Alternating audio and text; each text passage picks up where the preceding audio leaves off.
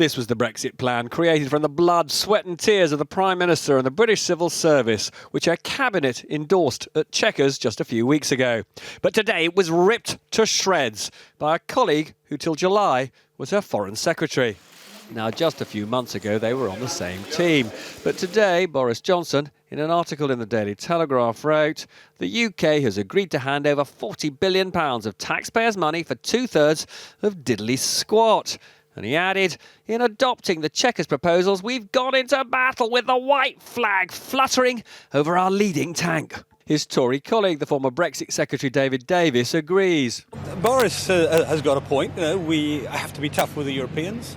We have to be more determined about it. And we have to have a very clear idea of what we want.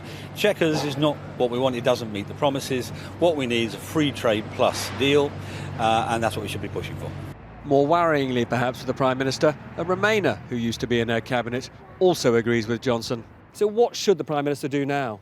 In the election, when it was clear that the social care proposal was a non-starter, she had the courage to ditch it. She should now do that with the Chequers deal and spend the next several weeks not in different parts of Europe trying to persuade leaders on a deal that's already dead back at home, but actually working with Parliament to find a route through.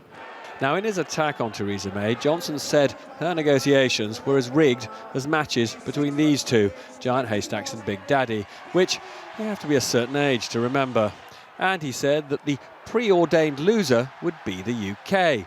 So shouldn't the Prime Minister just terminate the current bout and start again?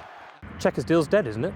The Chequers deal is a very practical and pragmatic approach to our leaving the European Union. That is a complex thing, leaving the EU. It's a very big thing. It's really, really important that we get it right. But what's been put forward at Chequers is a very good deal for our country to make sure that we can carry on trading in a good way with our close neighbours. Back to work for MPs and Lords after the long, hot summer. They face the biggest decision of this Parliament, whether to back a Brexit deal, if that is, Theresa May can agree one, and if her party doesn't decide to chuck her out before the negotiations are over. Robert Peston, ITV News.